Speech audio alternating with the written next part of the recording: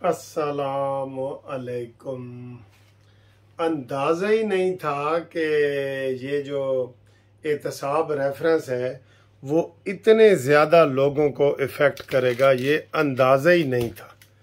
ठीक है, वो ये समझ रहे थे कि शायद एक दो केस होंगे और ये ख़त्म हो जाएगा, लेकिन वो तो सर जी बोरियों के बोरियों और ट्रकों के ट्रक रिकॉर्ड के आ रहे हैं। और वो उसमें जनाब ये सारे कोई बंदा ही नहीं बचा। मरियम नवाज का, नवाज शरीफ का, शहबाज शरीफ का, आसिफ जरदारी का, यूसुफ रजा गिलानी का, शाहिद खान अब्बासी का, साद रफीक का। पता है क्या हुआ है इसमें? 89 यानी 90 बंदे पीपल्स पार्टी के फंसे हैं दोबारा। 62 बंदे नून लीग के फंसे हैं सारे, और 42 बंदे पीटीआई के फंसे हैं। ये मैंने आपको पूरी फिगर बता दी है, जिसमें उनको जनाब दोबारा नोटिस जारी कर दिए हैं।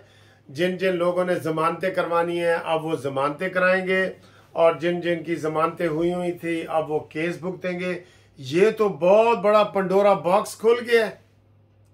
इसमें तो मैंने आपको बताया कोई बंदा नहीं बचा और कोई सियासतदान नहीं बचा। ये तो जनाब अली ये बहुत बड़ा मसला हो गया है। ये बहुत बड़ा मसला हो गया है।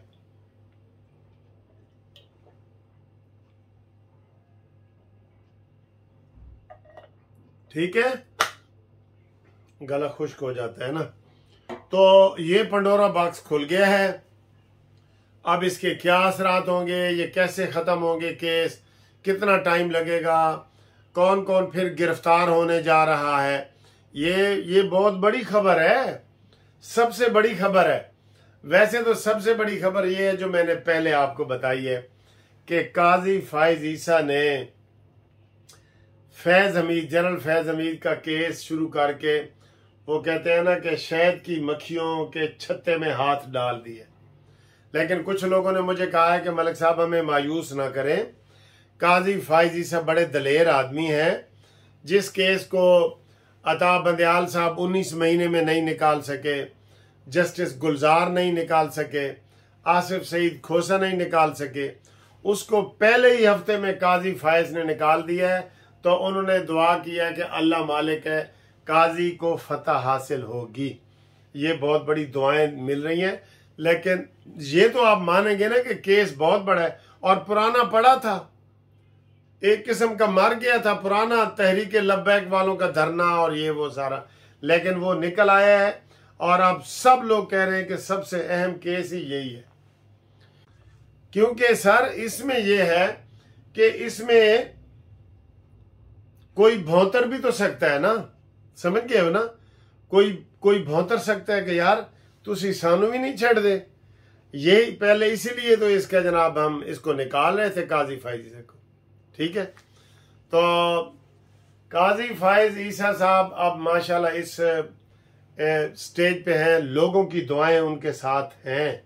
बिल्कुल मुझे वो दुआ याद आ रही है कि वो जब इमाम हुसैन अलैहिस्सलाम करबला में आ रहे थे ना, तो किसी एक शायर ने उनको कहा था कि भाई वो कहा था कि लोगों के दिल आपके साथ हैं लेकिन तलवारें यजीद के साथ हैं। ये कोई इस तरह का कोई शेर था, मुझे अब वो याद नहीं आ रहा। इस तरह का उन्होंने कोई पैगाम दिया था। तो लोगों के दिल इस वक्त जो है वो काजी फाइज ईसा के साथ हैं ना। आप लोग भी दुआएं कर रहे हैं, हम भी कर रहे हैं, सब कर रहे हैं। लेकिन सर जी तलवार से वो खेलना चाह रहे हैं और पहले हफ्ते ही उन्होंने ये केस लगा दिया है। और भी बड़े केस हैं, और भी बड़े केस हैं जो काजी फाइज ईसा ने वो लगा रहे हैं। तो उसमें अब देखना ये है कि वो इसमें क्या होंगे। हम तो काजी फाइज ईसा की कामयाबी के लिए दुआ करेंगे। ठीक है, तो अभी अभी जनाब परवेज इलाही का बयान आया है कि परवेज इलाही साहब तुसी कदों बाहर आए हो। कहते मैनू नहीं पता, अलबत्ता तुहानू मैं ए दस रहा कि नवाज शरीफ की आने वाली तारीख बदल रही है। 21 अक्तूबर बदल रही है दोबारा। सर ये तो आप मानेंगे ना कि सियासी हलचल मच गई है, थड़थली मच गई है। ये नैब के केस से, ये शहबाज शरीफ के आने से और एक दिन के बाद दोबारा लंदन जाने से थड़थली मची हुई है। सारे सहाफ़ी ढूंढ रहे हैं जनाब ये शहबाज शरीफ की असल वजह क्या है। कोई कहते हैं जनाब ये नैब के केस हैं, कोई कहते हैं जनाब नवाज शरीफ ने जो तकरीर की है वो है, कोई कहते हैं जनाब अली कोई आपस में नून लीग की फूट है, जितने मुंह उतनियां गल्ला। ठीक है, ये सूरत हाल है। तो उन्होंने कहा जी कि तारीख तब्दीली। अभी वैसे इस वक्त ये मीटिंग जारी है लंदन में, ये बहुत बड़ी मीटिंग है, इसके ऊपर कैमरे फिक्स हो चुके हैं, लोग इंतज़ार में हैं कि वहाँ से क्या खबर आती है। वहाँ से जो आज खबर आएगी ना वो आपको बता देगी कि 21, आज 22 तारीख है, 22 सितंबर है, 21 अक्टूबर की बात कर रहे हैं। 21 अक्टूबर ठीक है, आगे है पीछे है क्या है, लेकिन एक बात तय है कि नवाज शरीफ साहब को हर सूरत आना पड़ेगा। बेशक सीधा जेल चले जाएं, उनको आना पड़ेगा, क्योंकि इलेक्शन भी अनाउंस हो गया है।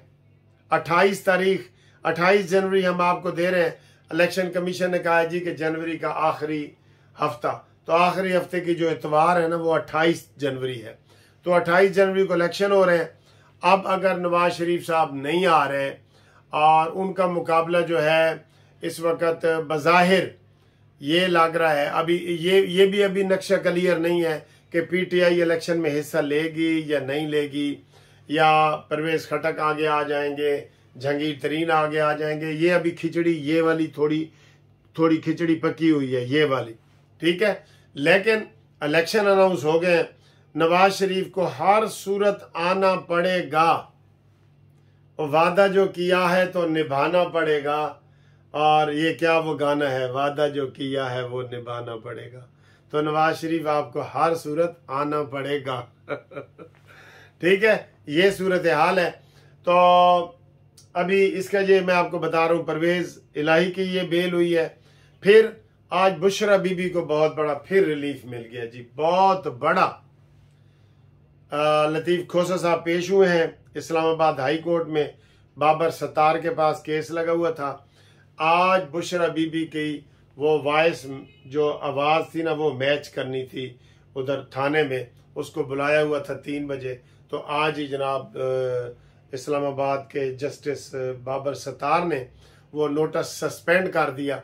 ये वैसे गलत किया, मैं आपको सही बता रहा हूँ, बतौर सीनियर वकील बता रहा हूँ, सही बता रहा हूँ कि जो इंक्वायरी होती है ना उससे आप नहीं रोक सकते, पुलिस को इन्वेस्टिगेशन से नहीं रोक सकते आप। फाइनल उसका उन्होंने आवाज ही मैच करनी थी ना कि बीबी जी ये जो आप जुल्फी बुखारी के साथ इश्क मटक्का है और जो घड़ियां बेचने का सारा वो आप कर रही हैं, ये घड़ियां बेचने का, तो इसकी आवाज हमने मैच करनी है।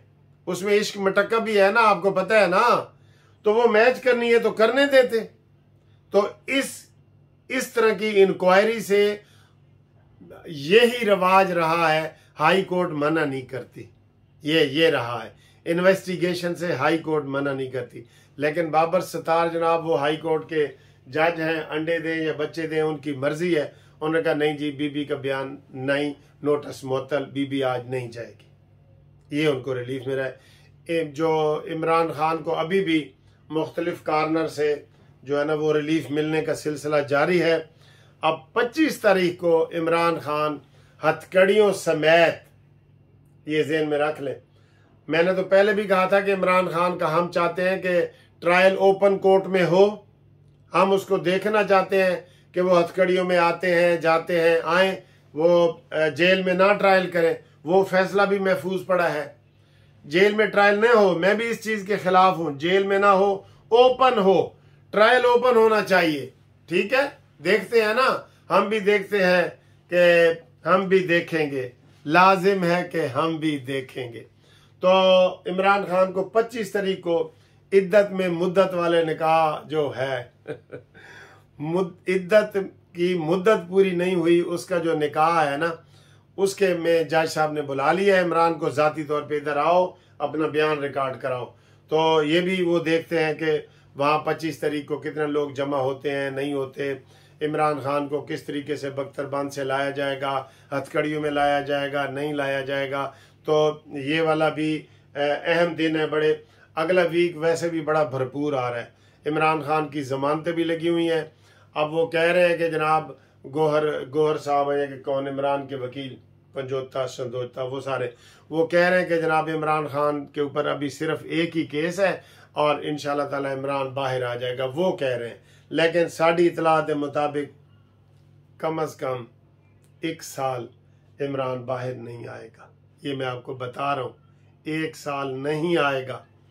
इमरान डूज जजों की आहिस्ता आहिस्ता कमी हो रही है, ये ज़हन में रख ले, ठीक है। तो ये जनाब ताज़ा तरीन खबरें थी जो आपके हमने गोश गुजार की हैं। अगली वीडियो तक हम आपको मिलते हैं एक नई वीडियो के साथ, नए जोश जज्बे के साथ। कायम और दायम रहे। काजी फायज ईसा हम तुम्हारे साथ हैं। ते अगे जनाब अल्लाह ही जाने कौन बशर है, ठीक है। खुदा हाफिज।